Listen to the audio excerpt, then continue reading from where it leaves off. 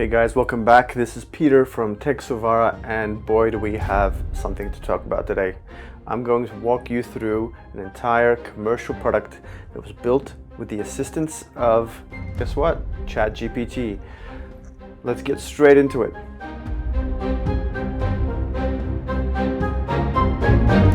So today's deep dive will be about how you can use ChatGPT or any other AI tool to assist you in developing a certain product. There's a lot to get through here.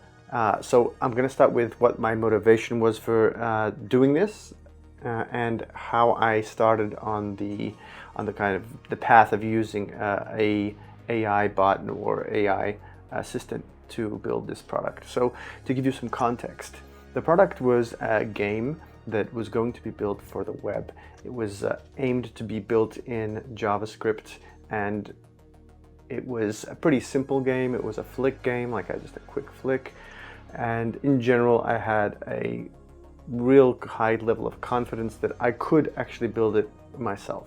Now this is where an AI assistant comes in.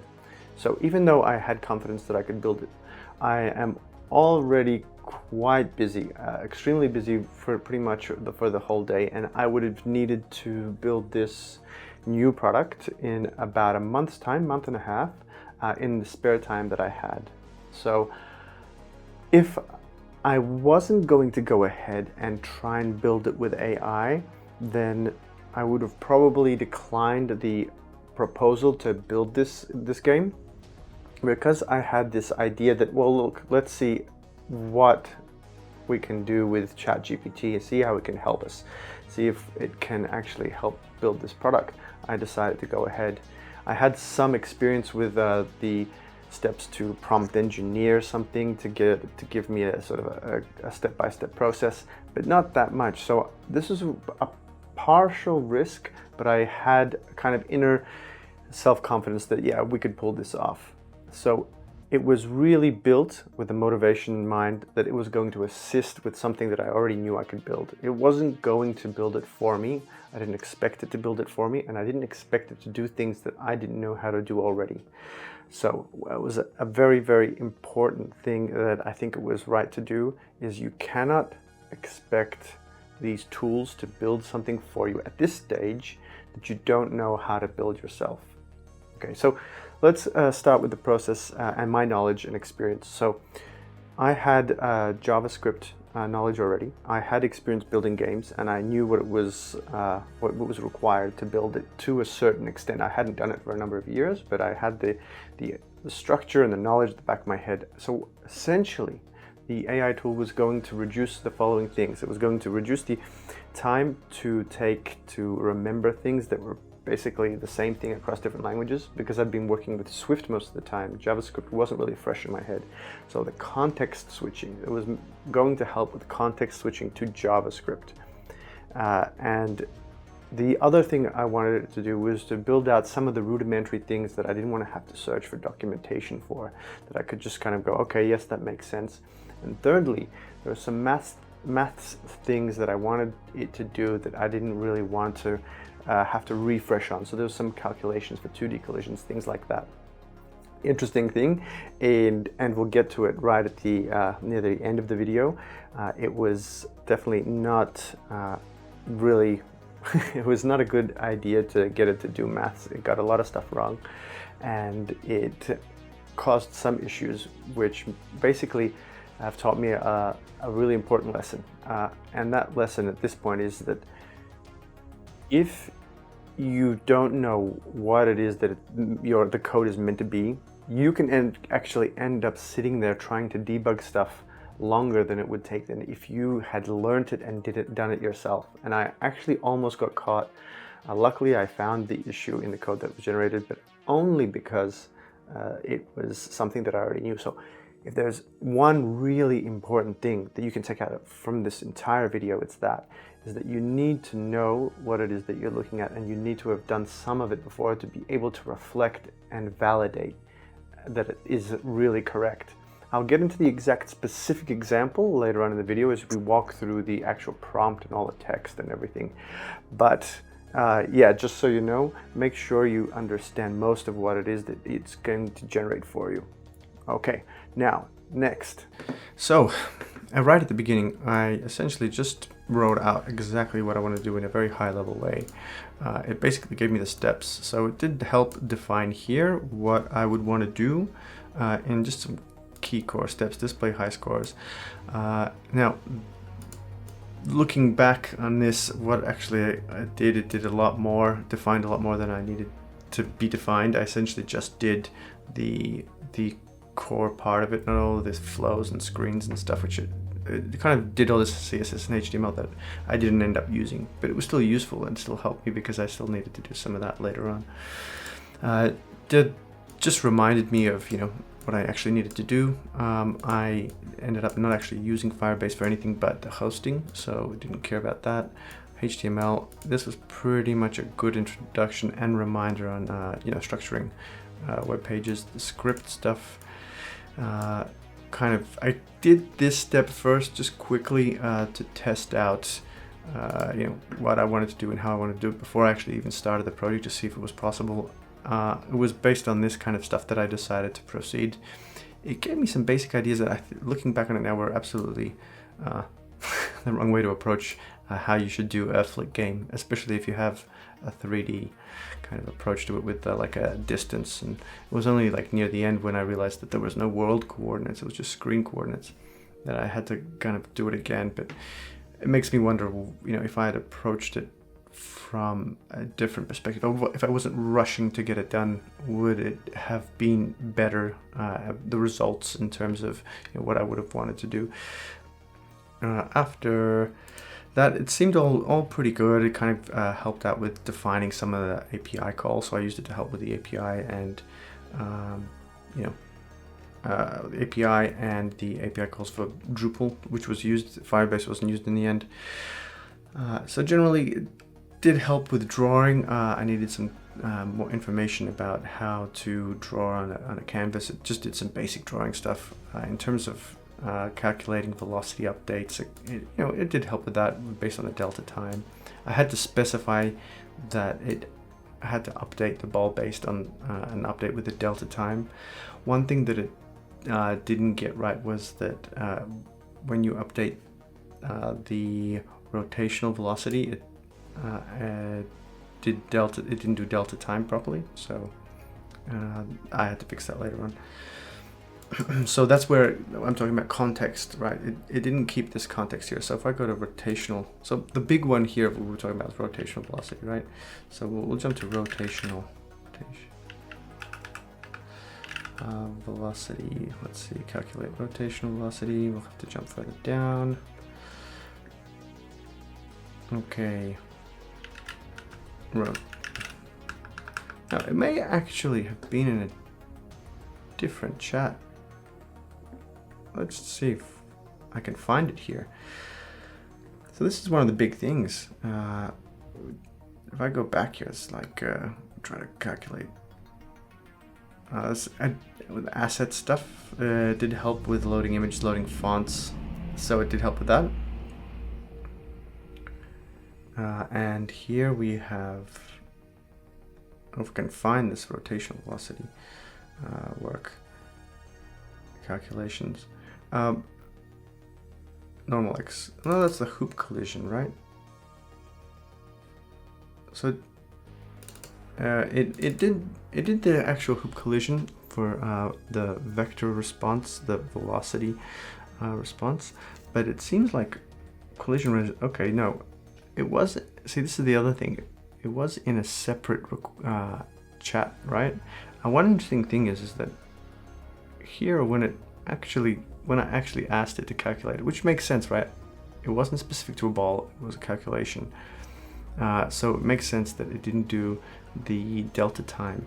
But one of the important things that it missed out on, and this is really weird,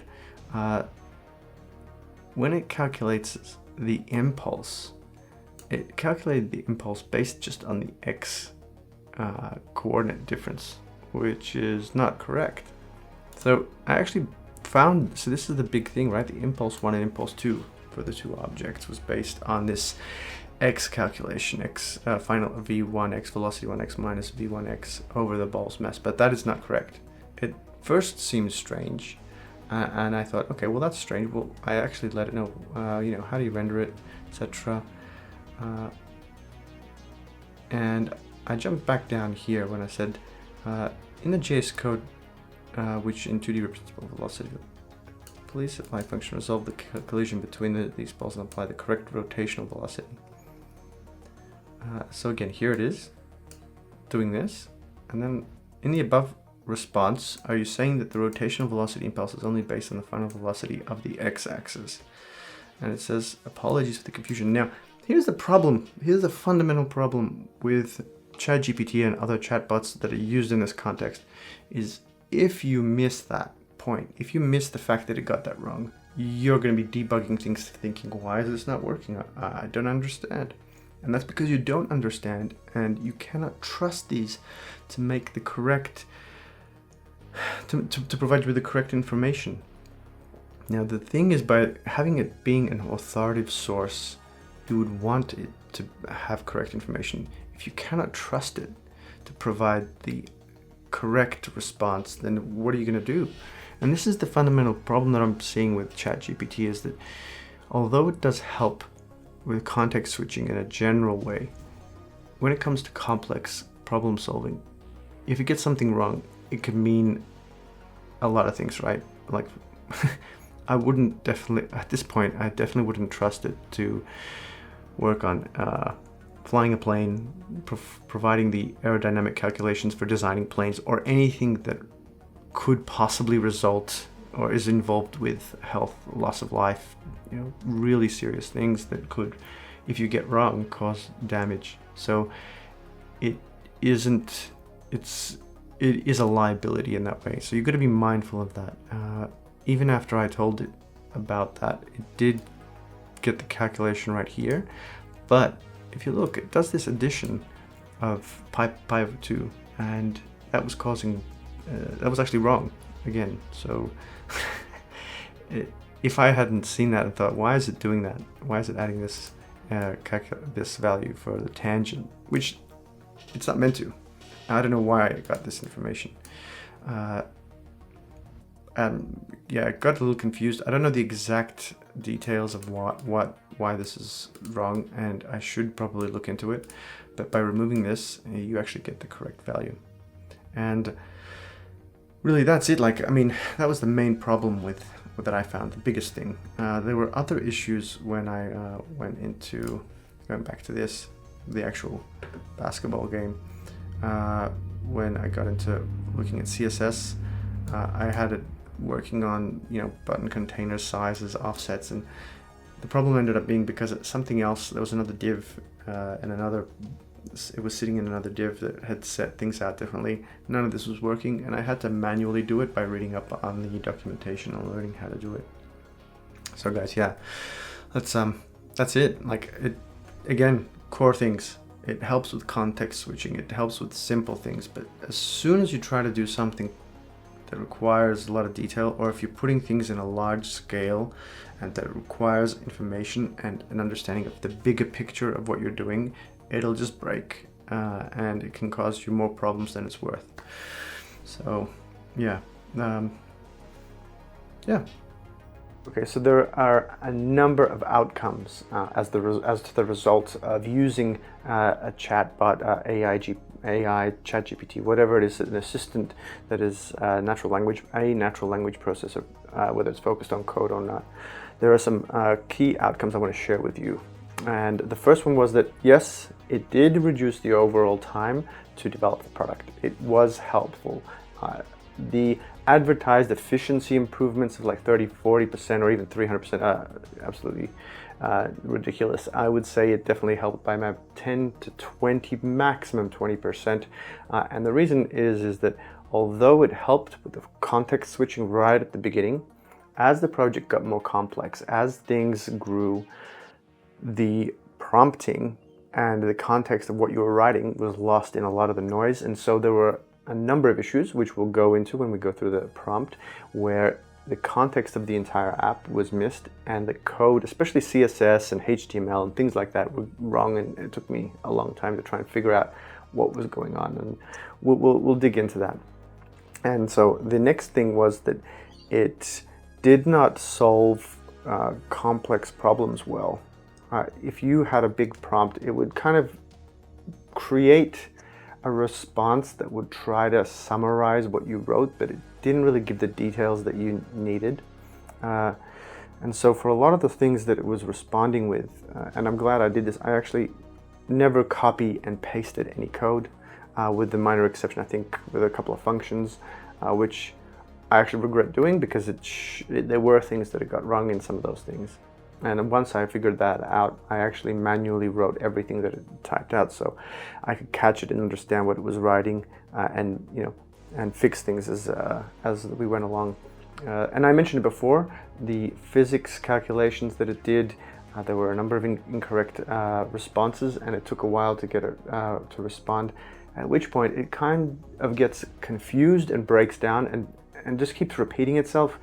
So in terms of solving physics calculations, I was really surprised that it couldn't get basic 2D physics right. So we'll get into that. I'll point out the exact case when we get to it, but essentially when it was calculating rotational velocity on the collision of two spheres, the rotational velocity calculation was incorrect a number of times, and I spotted it, and it was lucky that I did, because it was just wrong, so that was a really important thing, that if I hadn't known in general how to calculate rotational velocity for collisions, I wouldn't have been able to pick that up. Next, so with bugs. So there were a number of bugs that obviously any product, any kind of technology product you build has, and I was surprised that when I actually tried to ask some of it to review the code and see if what bugs there are, it didn't work at all. It was completely useless in trying to identify issues. It couldn't, I would specify what was going wrong, and I asked it to see if it could find in the code, and the response was essentially it couldn't find the information, that it couldn't create a response that actually fixed the bug. So it would help with refactoring. So if you had some code and you needed to refactor, it would actually help break things up, and it just helps conceptualize things a little bit. But generally, it is not a useful tool for debugging. I didn't actually build any unit tests. It wasn't that much big of a project that I would expect that. So yeah. The next, so also one other thing that is worth mentioning was that as I went along in the project, it got worse and worse. Essentially, I stopped using it by the end of it. I don't think I used it once. Once I got some of the core things, once I got the core project done, once I got the styling done, I tried to use it for some reference for CSS, which it kept on getting wrong because the project was so large, and that was the last time I used it. I didn't use it after that. And because I had context and information about the entire project as a whole in my head, and I was already familiar with JavaScript enough that I could write it, it was an ordeal to have to ask the ChatGPT bot for answers about things, and I ended up looking up documentation. So there was a kind of threshold where things just break apart and it's not really useful anymore. So in summary, I want to say that I'm not going to be actually continuing in my paid subscription. I am going to be canceling it. I don't think ChatGPT is that useful if you already have something that you work with all the time, even for large projects. It's not as useful as I would have wanted it to be. It was nice, it was a good novelty. It definitely helped at the beginning for context switching, and if I pick up another project that's in the same vein, then, well, yeah, it makes sense. I might grab the subscription again, but at this point, I'll be canceling my subscription. It's all right. It was definitely useful for this project, and it was definitely financially rewarding to do it, based on the fact that it did reduce probably about 10 to 15% of the time for context switching, and for that I'm grateful. It definitely did, it paid for itself. So guys, I hope you enjoyed this. It was a really nice deep dive into the workings of ChatGPT, how you can use it, and I hope you got something out of it. I'll see you at the next video, and if you enjoyed this, like and subscribe. Cheers. Bye.